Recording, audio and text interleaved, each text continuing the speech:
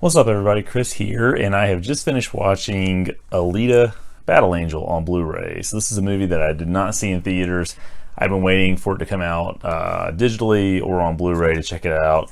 And as I've mentioned in the past, I always try to pick up the physical copy of a movie if I can. And I usually get 4K, but one thing I've noticed with my 4K TV and having a standard Blu-ray player is that it does a really good job of upscaling 1080p to 2160p in 4K. And I can only assume using whatever HDR palette it is able to sort of draw upon to make the movies look great. But this is a spectacular looking movie on a 4K TV. Not even a 4K disc in this case, a Blu-ray disc, which again looks great.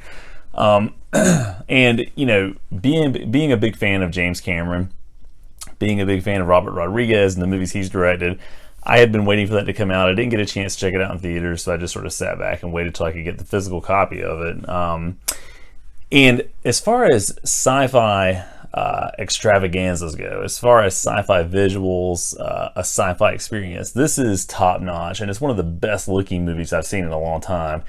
In a lot of ways, to me, it's up there with Avatar, which I guess in a lot of ways shouldn't be surprising because Cameron, again, was heavily involved with this in penning the script. And actually, he may have been, looking at the information on the back here, if they have any of it here, which I'm not seeing, he may have been a producer, an executive producer. I'm not sure about that. Actually, let me check the back of the actual case. Maybe I can get some more information about that. I see screenplay.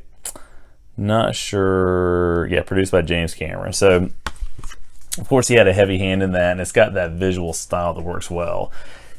From a sheer fun perspective, from having a really entertaining home theater movie-going experience, this is about as good as it gets.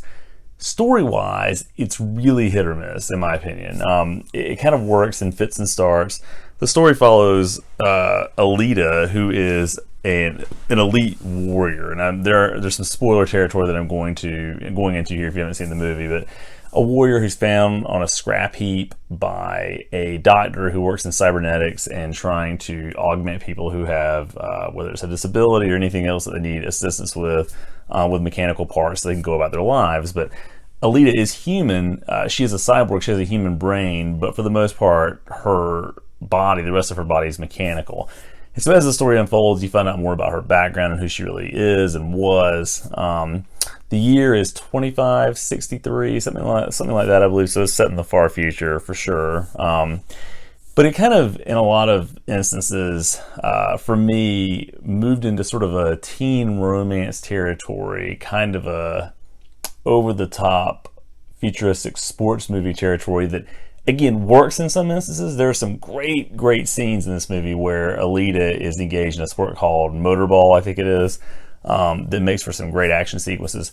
But again, at times it gets a little bit hokey, and I think the teen romance aspect of it, works in some regard, but in some instances it just felt a little bit slow, a little bit hard to get invested in. So again, the plot works in fits and starts, but overall, it is really entertaining. And it is a hard PG-13 movie, if I'm remembering correctly. Is it PG-13? It is PG-13.